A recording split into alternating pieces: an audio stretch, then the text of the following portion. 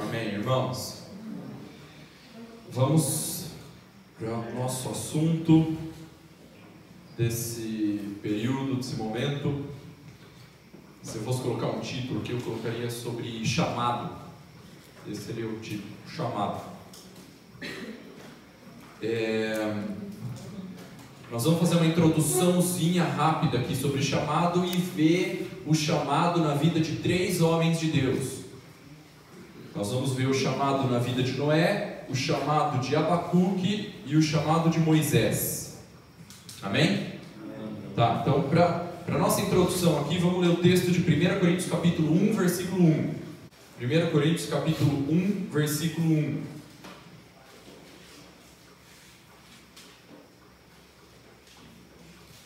Paulo diz assim: Paulo, vírgula, o quê? Chamado pela vontade de Deus para ser apóstolo de Jesus Cristo, e o irmão Sóstenes. Mais um texto, 2 Timóteo 1:11.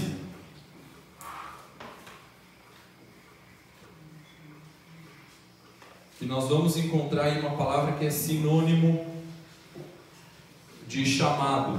2 Timóteo capítulo 1, versículo 11.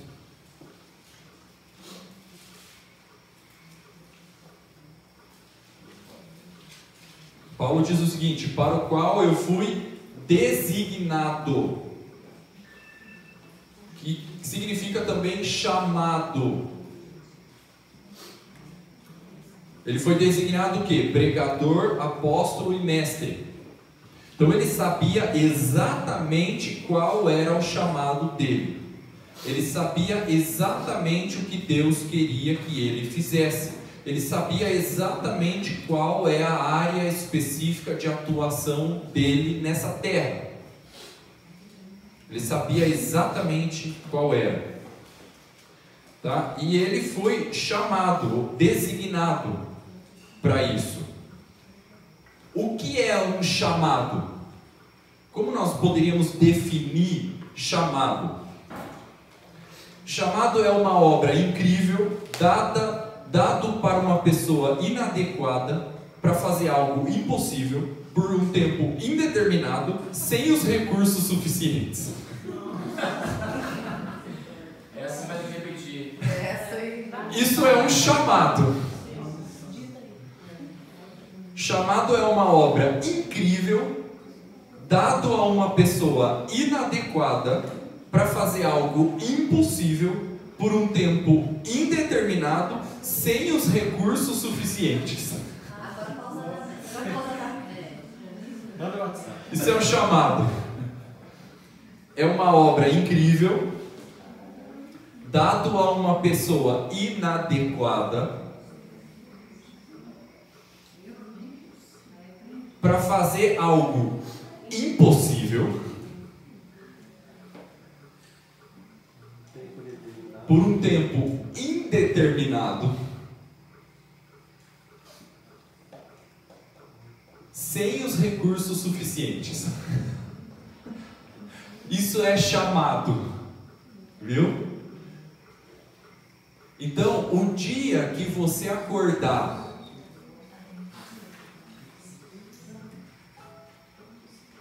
irmão, presta atenção aqui, ó. O dia que você acordar e se sentir apto para cumprir o chamado, volta para a cama até passar a crise.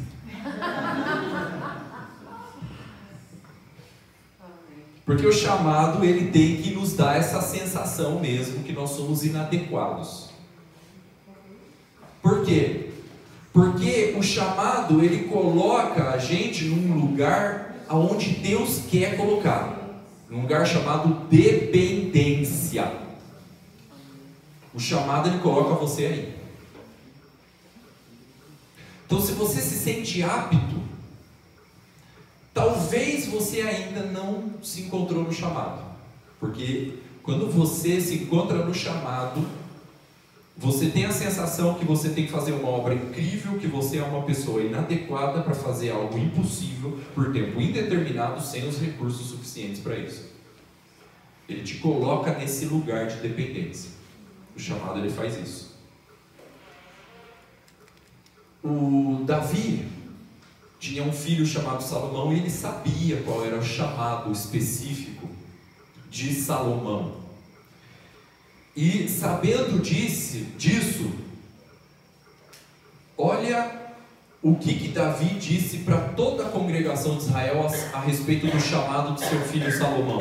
Ele disse assim, disse mais o rei Davi a toda a congregação, : Salomão, meu filho, o único a quem Deus escolheu, é ainda moço e inexperiente. Tem algumas traduções que diz tenro e inexperiente. E essa obra é grande, porque o palácio não é para homens, mas é para o Senhor Deus.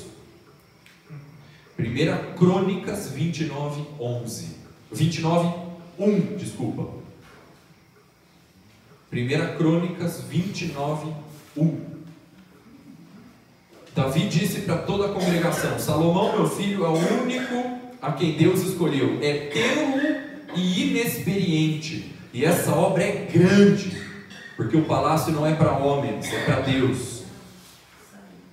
Então o chamado, ele coloca a gente numa posição de tenro e inexperiente. A gente se sente inadequados. E é exatamente aonde Deus quer nos colocar para cumprir o chamado. Amém. Nesse lugar de dependência, a gente se sente inadequado. Então nós vamos ver, irmãos, o chamado na vida de 3 homens: o chamado de Noé, o chamado de Abacuque e o chamado de Moisés. E, consequentemente, nós vamos nos identificar com muitas situações na vida e no chamado deles. Então eu sugiro que você fique bem atento àquilo que o Espírito de Deus quer colocar de convicções, de chamado, de direção, de clareza no teu chamado, através do chamado desses 3 homens aqui que nós vamos ver. Amém? Então, primeiro, chamado de Noé. O chamado de Noé, a vida dele está em Gênesis capítulos 6 até o 10. Nós não vamos ler, a gente ganha um pouquinho de tempo. Nós vamos fazer algumas observações aqui sobre o chamado de Noé, que está nos capítulos 6 até o capítulo 10 de Gênesis. Então você anota aí, depois você lê com calma. Quais as observações que eu quero fazer? Deus chamou Noé para fazer algo muito específico. Para fazer o quê? Uma arca. Por quê? Porque ia chover. Então Deus chegou para Noé e falou assim: vai chover, faz uma arca. Só que tem um detalhe: a Bíblia diz que nunca tinha chovido sobre a terra. Ele não tinha nenhum conceito de chuva na mente dele. O que é chuva? Não sei, nunca vi. Não sei o que é chuva. Tá, então faz uma arca. Não sei, nunca vi um barco. Ele nunca tinha visto barco, não sabia o que era chuva. E Deus mandou ele fazer uma arca porque ia chover. E aí eu fiz a conta lá em Gênesis. Você sabe quanto tempo que Noé perseverou desde quando Deus mandou ele fazer a arca até ela ficar pronta? Sabe quanto tempo? 100 anos. Aproximadamente 100 anos.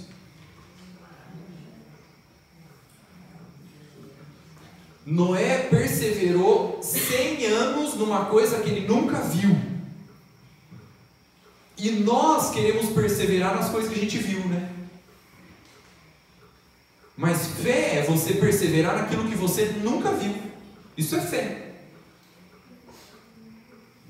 Só que nós queremos perseverar nas coisas que a gente viu. Lembra de Hebreus 11?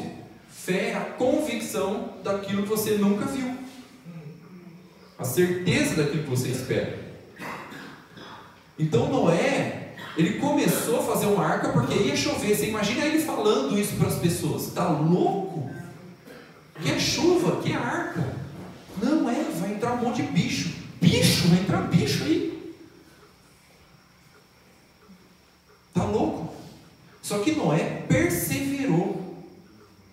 Por quê? Porque Porque ele tinha escutado a voz de Deus. Deus falou com ele: faz uma arca porque vai chover. Então ele perseverou numa coisa que ele nunca viu, com base em uma palavra que ele recebeu de Deus. Por quê? Porque quem ouve a voz de Deus não fica confuso naquilo que está fazendo. Quem ouve a voz de Deus não fica confuso naquilo que tem que fazer. Então nós precisamos ouvir o Senhor. Qual é o meu chamado? O que o Senhor quer que eu faça, Deus?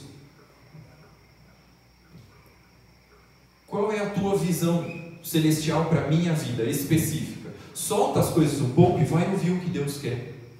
Porque quem ouve a voz de Deus não fica confuso naquilo que está fazendo. Então se falta uma direção na sua vida, é porque está faltando comunhão. Porque é na comunhão que você recebe a direção. Salmo 25 diz: o homem que teme ao Senhor, para este eu lhe mostrarei aquilo que ele deve escolher, o caminho que ele deve escolher. Então, se tem um caminho em qualquer área da nossa vida que tem uma interrogação, uma dúvida, eu não sei o que fazer, o que está faltando aí é comunhão. Porque é na comunhão que você recebe a direção. O Noé recebeu uma direção daquilo que ele tinha que fazer na comunhão dele com Deus. Então nós precisamos soltar as coisas e ouvir o que Deus quer. E Deus, Ele fala de um modo, Ele fala de dois modos. É a gente que não entende o que Ele está falando. Jó 33,14 diz que Deus fala de um modo, Deus fala de dois modos, mas é o homem que não se atenta para isso. Então nós precisamos entender aquilo que Deus está falando. Você não ouve a voz de Deus, mas você entende o que Ele quer dizer. A voz de Deus é voz de homem ou é voz de mulher? É grossa ou é fina? Ele não tem cordas vocais. Deus é espírito, Ele é participante do plano espiritual. Nós somos participantes do plano natural e do espiritual, porque nós somos espírito, alma e corpo. Mas não adianta a gente tentar usar os 5 sentidos do corpo para discernir as coisas espirituais, para entender o que Deus está falando. Não é com esses ouvidos aqui que a gente vai escutar a voz de Deus. Você não ouve a voz de Deus, mas você entende o que Ele quer dizer. Não entende? Você entende o que Ele quer dizer. Então nós precisamos entender o que Ele quer dizer. E para isso nós precisamos buscar essa comunhão com Deus. Nós precisamos buscar o Senhor. Só que quando você for orar e buscar ouvir a voz de Deus e entender o que Ele está dizendo, é muito importante que você vá e fique lá. Você lembra quando Deus chamou Moisés? Falou assim: Moisés, nós não estamos entrando no chamado de Moisés ainda, tá? Nós vamos ficar ainda no Noé, mas eu quero citar o exemplo de Moisés. Deus chegou para Moisés e falou assim: sobe a mim no monte e fica lá, criatura. Fica lá. Sabe quanto tempo que Moisés ficou lá até ouvir Deus? No monte? 6 dias. Lá no monte não tinha internet, não tinha celular, não tinha jogo, não tinha um instrumento, não tinha uma televisão, não tinha nada. Ele ficou lá 6 dias plantado até ouvir Deus. Mas Deus já tinha falado para Moisés: sobe a mim no monte e fica lá, criatura. Não sai, fica lá. Sobe a mim no monte e fica lá. Foi essa a palavra que Deus deu para ele. Qual a garantia que Moisés tinha que Deus ia descer? Porque foi ele que mandou subir. Qual a garantia que nós temos que Deus vai falar? Porque foi ele que mandou buscar. Quando você for buscar Deus, vai e fica lá, fica lá. Só que a gente cria a teologia da desistência. Já percebeu? A gente ora 2, 3 vezes, Deus não responde, a gente desiste. Ah, não é a vontade de Deus. Aí a gente cria a teologia da desistência. Mas quando a gente for orar, vai e fica lá. Fica até ouvir Deus. Mas Márcio, eu tenho que sair para trabalhar, não dá para eu ficar 24 horas trancado no quarto. Mas ficar lá, irmão, é você entrou num assunto com Deus, Ele não falou, no dia seguinte volta e continua aquele assunto que você tinha colocado lá, que vocês estavam falando. Não muda de assunto, fica lá. fica lá até receber a direção. Vai e fica, sobe a mim no monte e fica lá. Qual a garantia que Moisés tinha que Deus ia descer?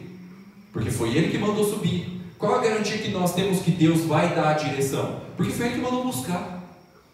Vai e fica lá. Não muda de assunto, não esquece o que você estava orando. Não mude de assunto, vai e fica. Moisés ficou lá 6 dias até Deus falar com ele. É interessante que quando Deus mandou Moisés fazer o tabernáculo, que era um lugar grande, tinha uma mesa nesse tabernáculo. Nessa mesa, ela tinha, numa extremidade tinha um anjo virado para lá e outro anjo na outra extremidade virado para cá. E em cima da mesa era vazia, não tinha nada, só tinha um pão.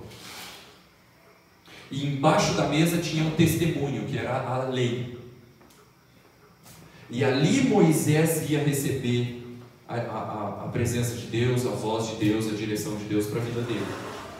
Então, quando você for orar, não leva nada na mesa, deixa ela vazia. Não leva seu cônjuge, não leva seu filho, não leva seus problemas, não leva sua ansiedade. Eu sei que nós devemos orar com os nossos cônjuges, eu sei que nós devemos apresentar as nossas ansiedades diante de Deus, porque Ele tem que cuidar de nós. Mas quando você vai lá, deixa a mesa vazia, entende? Deixa que Deus coloque o pão na mesa e te alimente. Deixa que Ele coloque o assunto sobre a mesa para falar com você. Mas vai e fica lá, criatura. Não sai de lá. Até que Ele coloque o assunto sobre a mesa, que Ele quer tratar com você. Que Ele coloque o pão ali em cima da mesa. Deixa a mesa vazia. Não leva nada lá na tua oração. Não leve a tua oração lá. Vai com a mesa vazia. Deixa que Ele coloque o pão sobre a mesa, na tua intimidade lá com Ele. Os irmãos estão entendendo o que eu estou falando?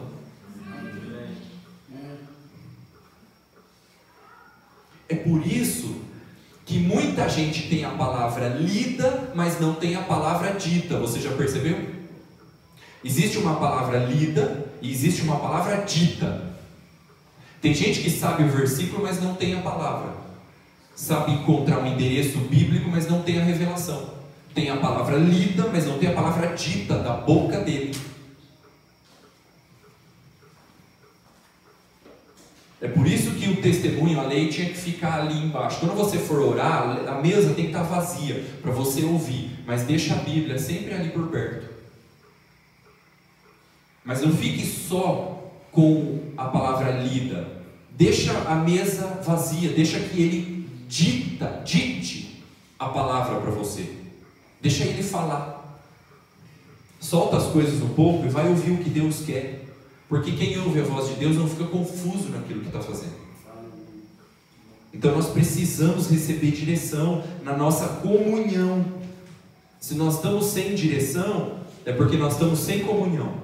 Deus sempre quis relacionamento. A gente acha que a graça veio depois da lei, mas ela veio antes. A graça é antes. Porque Deus sempre quis o relacionamento. Lá no jardim, Deus descia, ia lá no jardim toda a viração do dia. Ele não faltava na reunião. Ele sempre quis o relacionamento. Aí o homem pecou, caiu do relacionamento. Aí Deus chamava o povo de novo para o relacionamento. Ele falou: Moisés, fala para o povo chegar no pé do monte, que eu vou fazer a minha voz conhecida para o povo, porque do menor ao maior todos vão ouvir a minha voz. A gente vai ter relacionamento. Eu estou chamando o povo para o relacionamento. Aí Moisés chegou para o povo e falou assim: ó, Deus vai falar conosco, vamos lá se relacionar com Ele. Aí o que o povo falou? Fala tu, Moisés, mas não fale Deus, para que não morramos. Você percebeu que até hoje o povo é assim? Precisa de alguém falando no lugar de Deus. Precisa de um Moisés ocupando os nossos sentidos lá na frente para falar, fazer um intermédio. Aí o povo rejeitou o relacionamento. Deus chamou o povo para o relacionamento. Moisés foi lá falar, o povo falou assim: não, nós não queremos o relacionamento com Deus, não queremos ouvir a voz. Fala tu, Moisés, mas não fale Deus, para que não morramos. Aí Deus falou assim: então sobe, Moisés, que eu vou te dar os 10 regulamentos. Porque quem não tem relacionamento precisa de regulamento. Mas Deus sempre quis o relacionamento. Mas o homem rejeita o relacionamento, então precisa dos 10 regulamentos.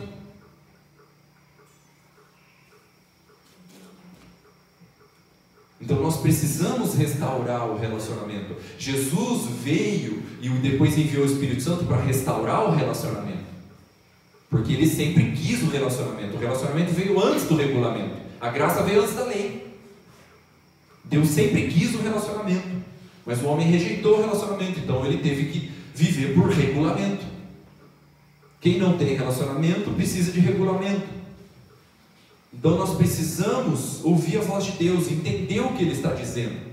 Nós precisamos ir lá no nosso lugar de oração e ficar lá. E não levar nada lá. Deixar a mesa vazia. Deixa que Deus coloque o pão em cima da mesa para te alimentar. Deixa Ele ditar a palavra lida. De trás de toda a palavra lida que você lê no papel, versículo e capítulo, tem uma palavra dita.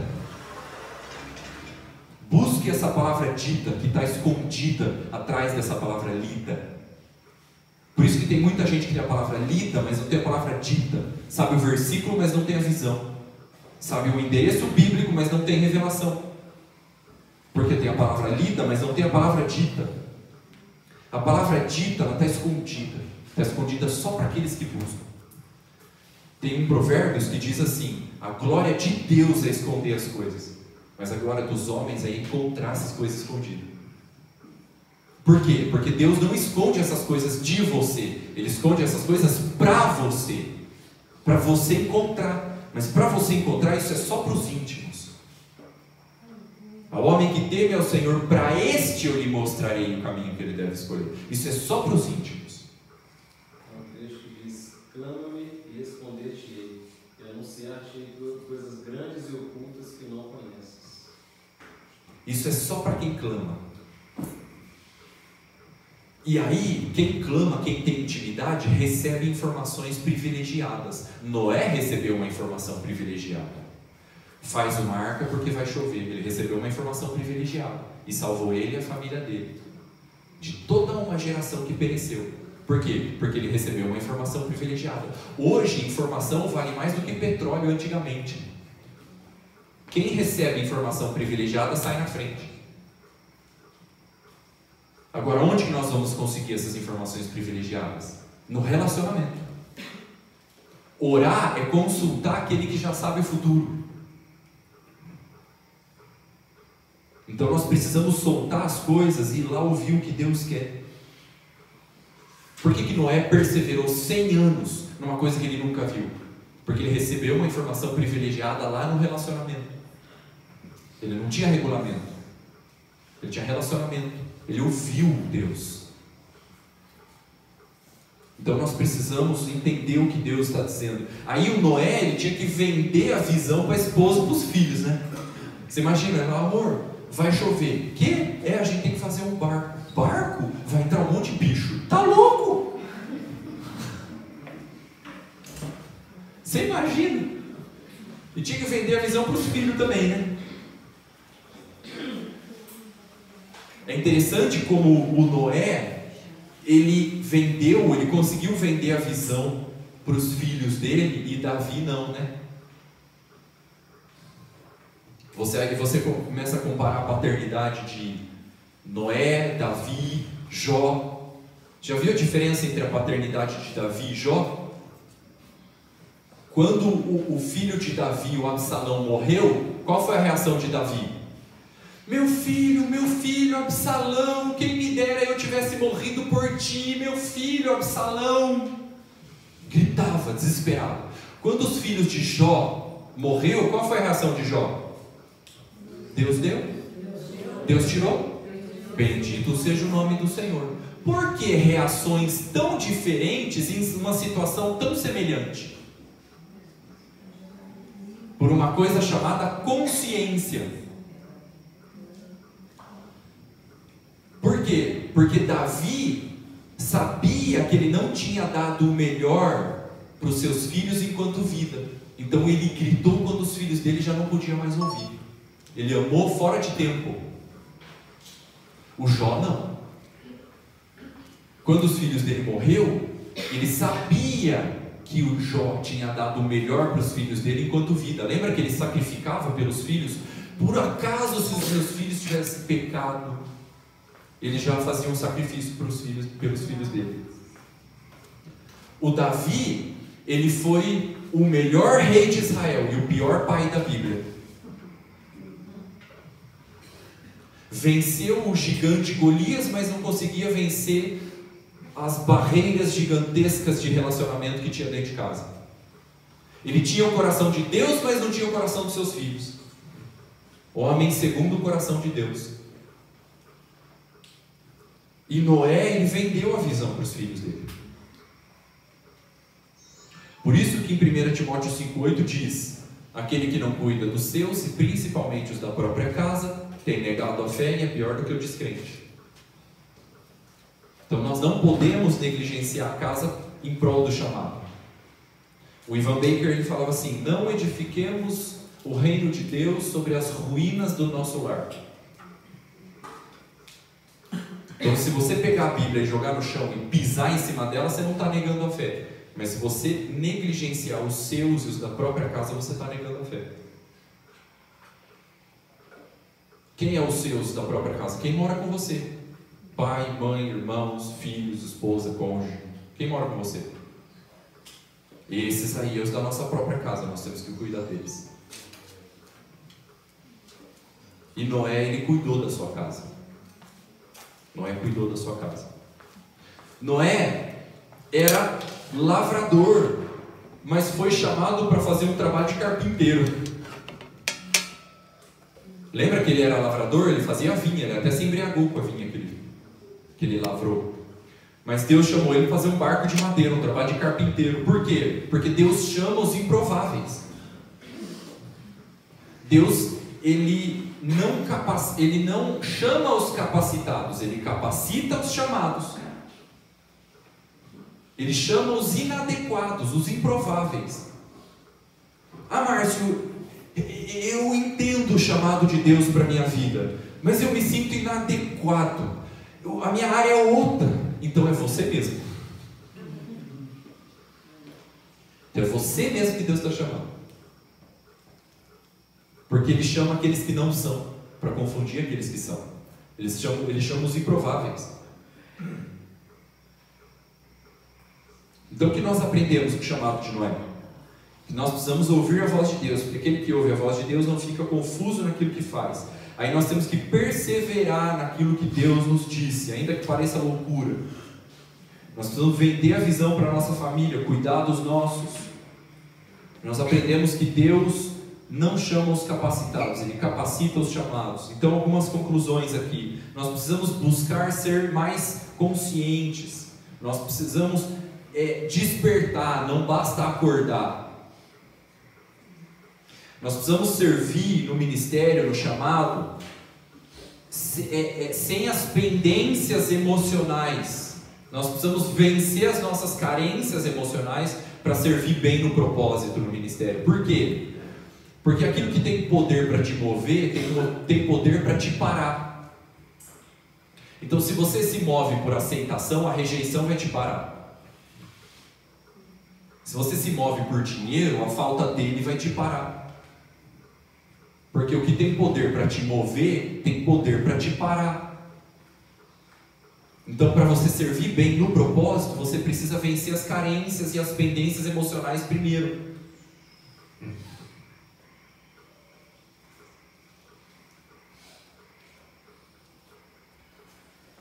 Nós precisamos buscar desenvolver os nossos dons e ministérios sem pressa. Por quê? Porque pressa é defeito de quem está atrasado. E Deus nunca se atrasa. E quem anda no tempo de Deus nunca chega atrasado. A pressa é defeito de quem está atrasado. Não tenha pressa, ande no tempo de Deus.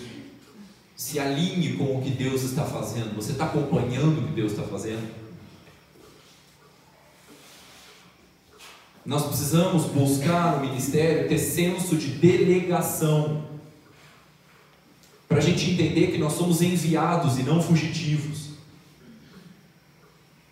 Um fugitivo, ele não tem senso de delegação porque ele não foi enviado por ninguém. é diferente daquele que foi enviado, porque ele vai com um propósito e uma missão específica. Se nós não tivermos senso de delegação no ministério, nós vamos achar que nós somos fugitivos e não o enviado. A gente não vai saber o que fazer. O enviado, ele sabe a missão que ele tem que cumprir, ele sabe exatamente aquilo que Deus encarregou ele de fazer. Nós precisamos entender que a igreja, ela é peregrina e não andarilha. Nós não somos andarilhos, nós somos peregrinos. Por quê? Porque nós estamos peregrinando aqui nessa terra estranha, que não é o nosso lar, mas com um propósito e uma missão específica. O andarilho não. O andarilho, ele está fora de casa, mas ele não tem propósito, ele não tem missão, ele não tem chamado. Ele é um andarilho. Então nós não somos andarilhos, nós somos peregrinos. Nós precisamos ser ministros espirituais muito mais do que ser ministros inteligentes. Por quê? Você percebeu que nós estamos aprendendo com a terra a cuidar das coisas do céu. Mas é o céu que governa. Nós precisamos aprender como o céu a liderar as coisas na terra.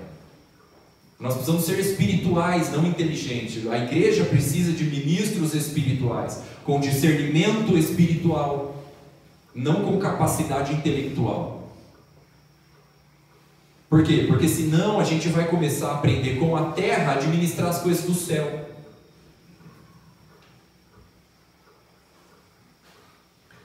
Se nós não tivermos definido essas coisas, irmãos, nós vamos achar que nós estamos em BH para BH nos abençoar, ao invés de nós abençoarmos a cidade. Por exemplo, você lembra quando Deus mandou Abraão, sai da sua terra e vai para a terra que eu te mostrar, que mana leite e mel? Ele chegou lá, era deserto o lugar. Ué, mas não ia mandar leite e mel? Mas está deserto? Por quê? Porque Deus não deu a terra para abençoar Abraão, Deus deu Abraão para abençoar a terra. Ele não era um fugitivo, ele era um enviado. Ele não era um andarilho, ele era um peregrino. Deus não deu BH para te abençoar, Deus deu você para abençoar BH. O leite, o mel está dentro de você, o que você carrega. Você precisa derramar isso em BH. Você carrega o leite e o mel para semear isso na terra e abençoar a terra. Então nós precisamos ter todas essas coisas bem definidas para a gente funcionar bem no ministério, no chamado que Deus nos deu. Amém, irmãos? Amém. Segundo chamado, na vida de Abacuque. O chamado de Abacuque.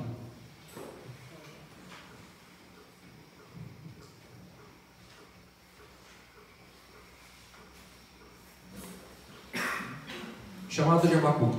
Abacuque capítulo 1, vamos ler, esse texto é importante. Abacuque capítulo 1, versículo 1. Abacuque está no Velho Testamento, viu? Nos profetas menores. Depois de Jonas, Miqueias, Naum, aí Abacuque. Antes de Sofonias, de Ageu. Tem 3 capítulos Abacuque. Só 3 capítulos. Abacuque capítulo 1, versículo 1.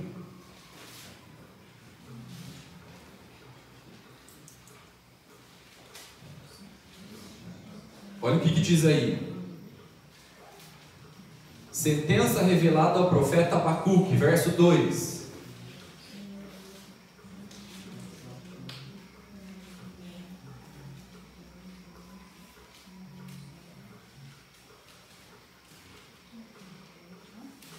Abacuque capítulo 1, estou no versículo 2 agora. Até quando, Senhor, clamarei eu, e tu não me escutarás? Achamos aí, irmãos? Amém. Amém. Gritar-te-ei violência e não salvarás? Olha o versículo 3. Olha o que Abacuque vai dizer para Deus agora, versículo 3. Porque me mostras, eu sugiro que você grife essa palavra mostras. Se você não tem uma caneta, faz um furo no dedo e grifa aí com sangue. Porque me mostras.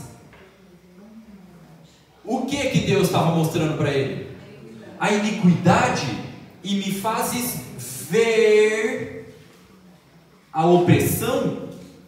Pois a destruição e a violência estão diante de mim, existe contendas e o litígio se suscita. Olha o verso 4: por esta causa a lei se afrouxa, e a justiça nunca se manifesta, porque o perverso cerca o justo, e a justiça é distorcida. O que estava acontecendo aí, irmãos? Deus estava mostrando algo para Abacuque. Por quê? Presta atenção, isso é um jeito muito particular de Deus agir. Primeiro Deus mostra, depois Ele fala. Pode prestar atenção em Deus, Ele faz assim. Primeiro Deus mostra, depois Ele fala. Então aqui Deus estava mostrando algo para Abacuque. Então Abacuque estava numa cidade e Deus estava mostrando algo para ele. O que Deus estava mostrando para ele? A corrupção, o pecado, a iniquidade, a injustiça, o perverso prevalecendo sobre o justo. E ele ficou indignado. Ele ficou indignado com aquilo. Deus estava mostrando algo para Abacuque. Por quê? Porque estava provocando Abacuque.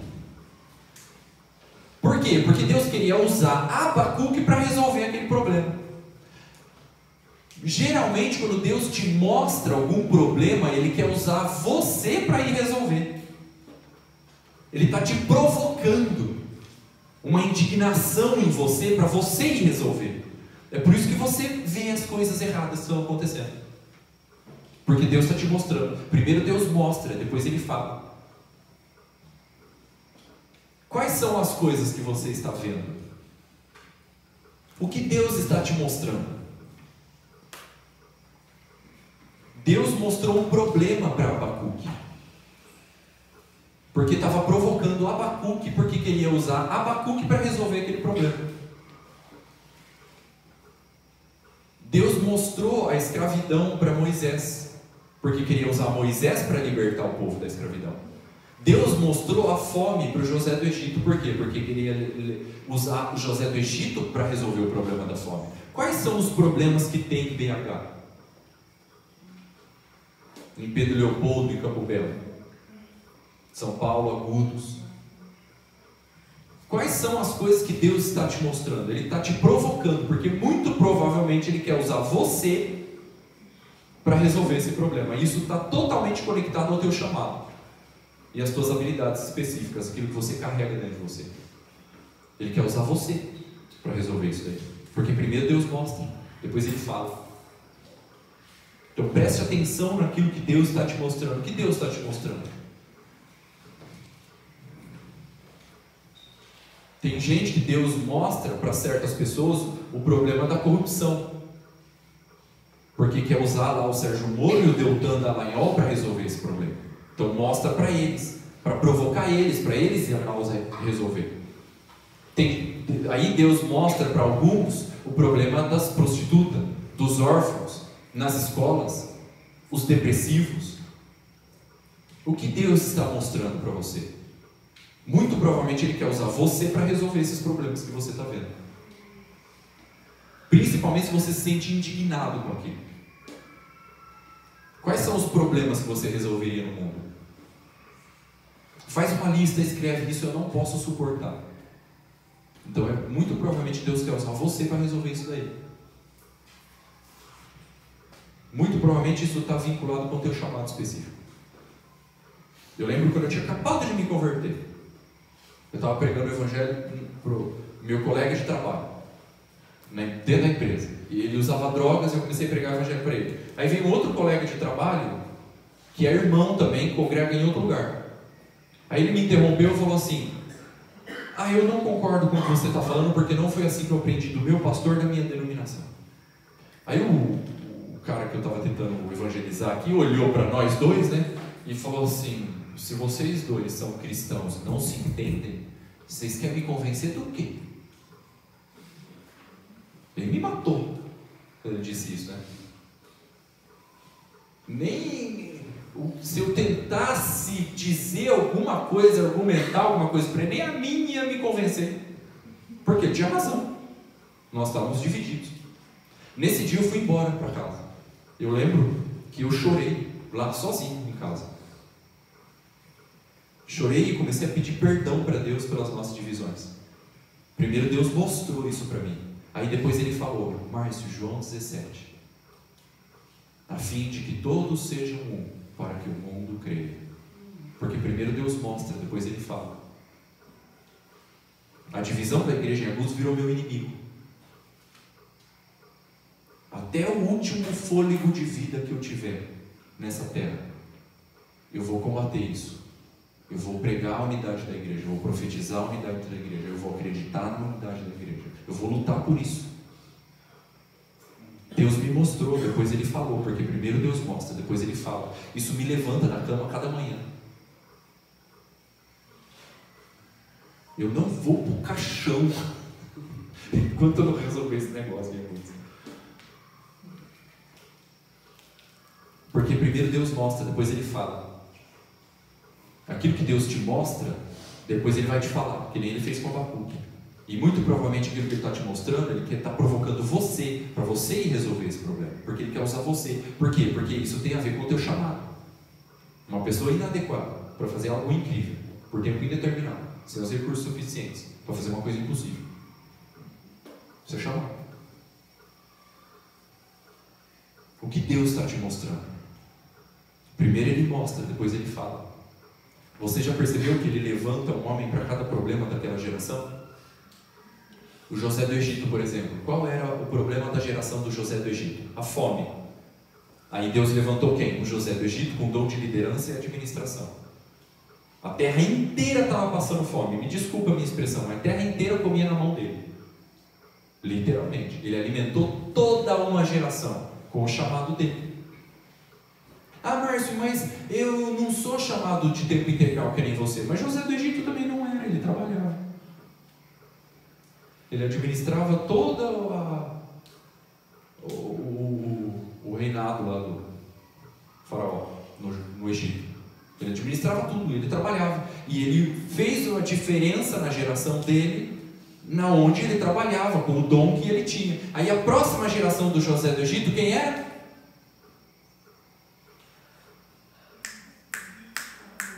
Moisés. A próxima geração do José do Egito, quem é? Moisés. Qual era o problema da geração de Moisés? A escravidão. Aí Deus levanta quem? Um Moisés. Então, para o problema da fome, Deus levanta um José do Egito. Para o problema da escravidão, Deus levanta um Moisés. Para os problemas de Belo Horizonte, Deus levanta você. Porque você tem sim para contribuir para a cidade, para a sociedade, para as famílias, para a igreja, com o teu dom, com aquilo que você carrega. Deus já está te mostrando. Presta atenção.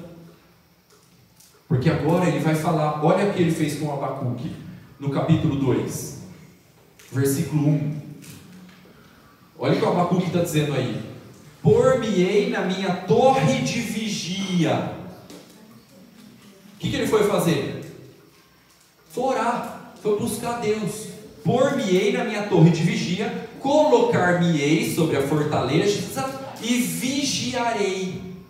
Para quê? Para ver o que Deus me dirá e que resposta eu terei à minha queixa. Versículo 2: o Senhor me respondeu. Grifa essa palavra respondeu. Lembra que no capítulo 1 Deus mostrou, agora Deus falou. Porque primeiro Deus mostra, depois Ele fala. Então Deus está mostrando algo para você. O que você tem que fazer? Ir lá buscar Deus. O que Ele vai falar agora para você fazer? Ele vai te dar estratégia específica para você cumprir essa missão. Então se Deus está te mostrando, você precisa buscar Deus agora para Ele falar.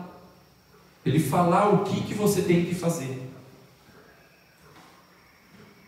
Amém, irmãos? Amém.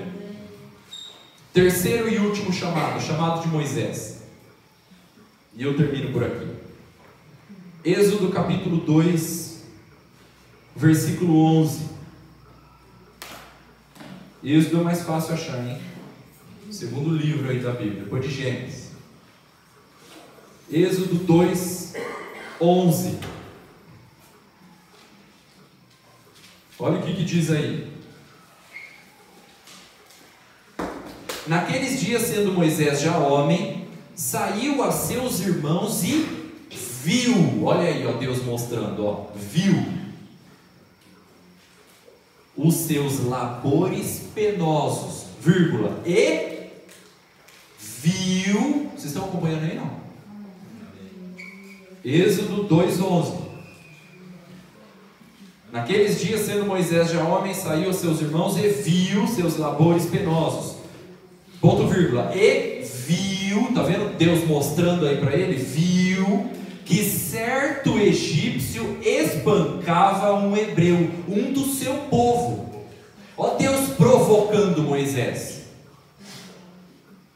Deus estava mostrando algo para Moisés e provocando ele. Por quê? Porque Deus queria usar Moisés para resolver esse problema. Verso 12. Olhou, olha lá, ó Deus mostrando de novo, ó, olhou de um e de outro lado, vendo que não havia ali ninguém, matou o egípcio. Olha a indignação que ele estava. O que estava acontecendo? Deus estava mostrando algo para Moisés. Agora Deus vai falar com Moisés no capítulo 3. Êxodo capítulo 3. Agora Deus vai falar. Primeiro Deus mostra, depois ele fala. Êxodo 3:10. Olha o que diz aí. Vem agora e eu te enviarei. Olha o enviado aí, ó. Ele não era um fugitivo, era um enviado. Vem agora, eu te enviarei a Faraó. Para quê? Para quê? Para que tires o meu povo, os filhos de Israel, do Egito. Então, primeiro Deus mostrou, agora Deus está o quê? Falando. Deus está falando com Moisés. Olha o versículo 11, a resposta que Moisés dá para Deus. Então disse Moisés a Deus: quem sou eu? Quem sou eu para ir a Faraó e tirar do Egito os filhos de Israel? Moisés começou a dar desculpa. Começou a dar desculpa. Quem sou eu? Eu não sou nada, eu não sirvo para nada, eu sou rejeitado, eu não consigo. É uma tarefa impossível. Eu sou uma pessoa inadequada para fazer algo incrível, sem os recursos suficientes. Ah, então é você mesmo, Moisés. Capítulo 4, versículo 10, ele continua dando as desculpas dele. Capítulo 4, versículo 10. Então disse Moisés ao Senhor: ah, Senhor, eu nunca fui eloquente, nem outrora, nem depois que falaste a teu servo, pois sou pesado de boca e pesado de língua. Tem um irmão que fala que quem é bom em dar desculpa não é bom em mais nada. Quem é bom em argumento é ruim de arrependimento. Moisés deu desculpa: eu não sei falar, eu não tenho dom, eu não tenho talento, eu não sei os versículos de cor, eu não sei encontrar o texto bíblico, eu não sei explicar, eu não sei pregar, eu não sei proclamar, eu não sei ensinar, eu sou tímido, eu tenho vergonha. Desculpa, está dando desculpa. Olha no versículo 13, capítulo 4, versículo 13, ele dá outra desculpa. Ele, Moisés, porém, respondeu: ah, Senhor, envia aquele que hás de enviar, menos a mim. Outra desculpa: envia o outro que é melhor do que eu. O Sérgio fala melhor, o Sérgio explica melhor. Envia ele, eu não. Eu não sei falar direito. Desculpa, irmão, escreve isso no teu coração. Deus levanta o homem do pecado da lama, mas não levanta ninguém que dá desculpa.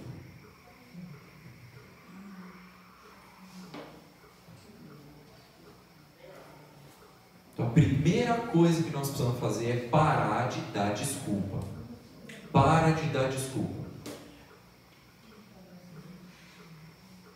Para de dar desculpa, irmão. Você já percebeu? A gente fica criando ideais que não chega nunca, para dar desculpa. Ah, o dia que eu for casado eu faço a obra de Deus, porque solteiro não dá para fazer a obra de Deus.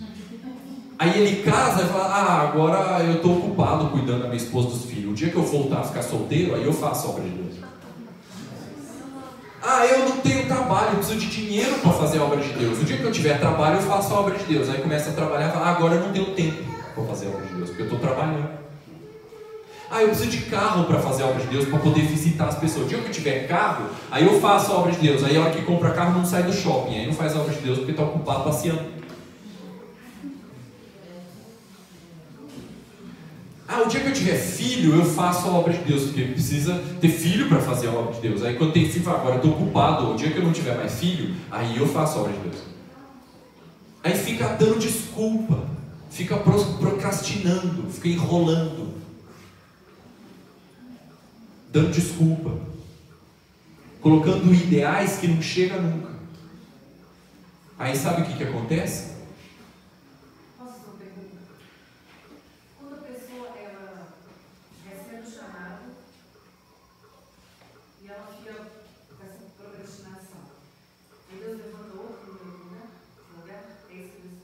Lembra de Esther? E se ela se arrepender e quiser? Ainda dá tempo? Eu creio que sim.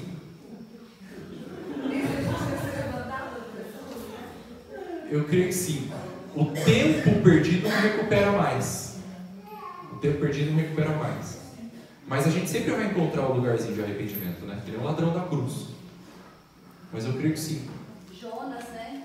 Jonas é um exemplo disso, exatamente. Tentou fugir de todo jeito, né? Mas ainda estava lá.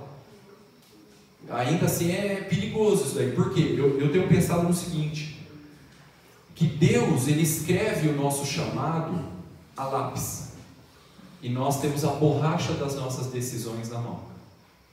É perigoso a gente apagar aquilo que Deus escreveu para a gente estragar tudo. Adão, quem diga, né? O que Deus escreveu para Adão? Ele cair em pecado e estragar tudo? Não, mas ele estragou tudo. Tudo que Deus tinha para a vida dele, estragou tudo. Saul era outro. Deus escreveu que ele tinha que ser rei em Israel, para ele abençoar Israel, mas ele estragou com a desobediência dele. Salomão também. Salomão, no final da vida dele, ele se desviou. Ele começou bem, terminou mal, porque nem todo aquele que começa bem, termina bem. Salomão estragou o final da vida dele, porque melhor é o fim das coisas do que o começo delas. Então nós temos que trabalhar do fim do começo. Então eu penso que é uma linha bem delicada aí, ó. A gente não pode perder esse timing, a gente não pode perder esse alinhamento com Deus. A gente precisa acompanhar o que Ele está fazendo, não dar desculpa e imediatamente, que nem aqueles 2 servos que receberam 5 e 2 talentos, responder, dar uma resposta adequada para aquilo que Deus está fazendo. Nós somos inadequados, mas a resposta tem que ser adequada. Então é algo muito específico ali na vida de um e de outro, né? O Saul estragou tudo, o Jonas ainda tinha lá o lugarzinho dele lá, né?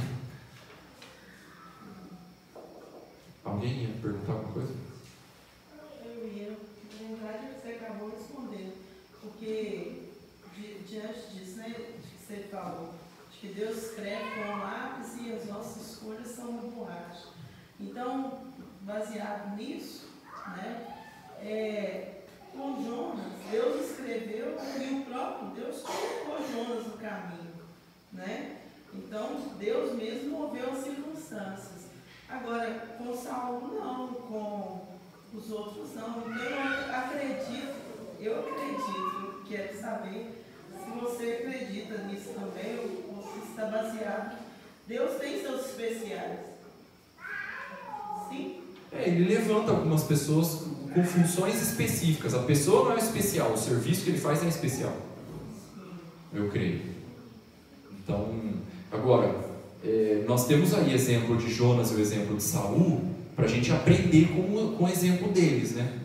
A gente não vai arriscar e ficar testando os limites, né? Mas vai ressaltar que Deus usou Samuel para admoestar Saul. Ele avisou antes? Avisou antes? O Jonas não tinha sido avisado antes. É verdade. Olha lá. Então, cabe a nós? Cabe a nós daqui para frente. Daqui para frente nós precisamos estar bem alinhadinho com o que Deus está fazendo e acompanhar o que Ele está fazendo, dando respostas adequadas, ainda que a gente seja inadequado. Então nós precisamos prestar bastante atenção e não desprezar. Por quê? Porque aquilo que a gente despreza, a gente perde. Por isso que Paulo falou para Timóteo assim, ó, não desprezes o dom que há em ti. Por quê? Porque Paulo sabia que aquilo que a gente despreza, a gente perde. Por exemplo, você percebeu que Esaú, a Bíblia fala que Esaú desprezou o direito de primogenitura e perdeu a bênção. Golias, a Bíblia diz que ele desprezou Davi e perdeu a batalha. Mical, esposa de Davi, a Bíblia fala que desprezou ele em seu coração e nunca teve um filho com ele. Porque o que você despreza, você perde. Por isso que Paulo falou, não despreze o dom que há em ti. Então você tem um dom, não me venha com essa justificativa. Eu não tenho nenhum dom. Essa sofisma a gente já derrubou hoje de manhã. Você tem um dom, pelo menos um. Você precisa descobrir qual é e potencializar, explorar ele. Já damos até as dicas de como faz para a gente descobrir. Comunhão com Deus, perguntar para os irmãos e tudo que nós estamos falando aqui. E os cuidados que você tem que ter com ele. Se usar, se aprovar. E não desprezar, porque o que você despreza, você perde. Você tem um dom, você tem um chamado. Você tem uma matéria-prima que você carrega dentro de você, específica, para executar uma função específica nessa geração. Isso vai tocar na vida de pessoas. Isso vai fazer diferença na vida dos outros. Todo propósito, quando você sabe que é propósito de Deus, chamado de Deus para a tua vida? Se ele desemboca no serviço ao próximo. Todo propósito chamado de Deus tem o objetivo de servir o ser humano. Fazer diferença na vida dos outros. Só tem um motivo para Deus te dar sabedoria. Ser voz de sabedoria para quem não tem. Só tem um motivo para Deus te dar um dom. Edificar o próximo. Só tem um motivo para Deus te dar recursos. Compartilhar com o necessitado. Então todo propósito, chamado que Deus nos dá, tem o objetivo de abençoar, tocar uma geração, fazer a diferença na vida dos outros. Para o problema da fome, Deus levanta o José do Egito. Para o problema da escravidão, Deus levanta o Moisés. Para os problemas que tem em Belo Horizonte, Deus levanta você. Que Deus está te mostrando. Se coloca na torre de vigia, vai ouvir o que Deus quer. Solta as coisas um pouco e vai ouvir o que Deus quer. Porque quem ouve a voz de Deus não fica confuso naquilo que está fazendo. Não fica confuso naquilo que tem que fazer. Amém, irmãos? E não despreze o dom que há em ti, porque o que você despreza, você perde. Aí, olha só, voltando lá no Moisés, eu termino com esses versículos. Êxodo capítulo 4, versículo 2. Olha o que Deus diz para Moisés. Moisés deu as desculpas dele lá, né? Olha o que Deus disse para Moisés. Perguntou-lhe o Senhor, que é isso que tens na mão? Olha a resposta de Moisés. Um cajado. Olha no versículo 17 que Deus diz para Moisés. Toma, pois, esse cajado na mão, com o qual hás de fazer os sinais. O que é isso que Deus está nos falando aqui, irmãos? O que você tem na mão agora? Então, é com isso daí que Deus quer usar você. Ah, mas eu só tenho uma Bíblia velha. É com isso que Deus quer te usar.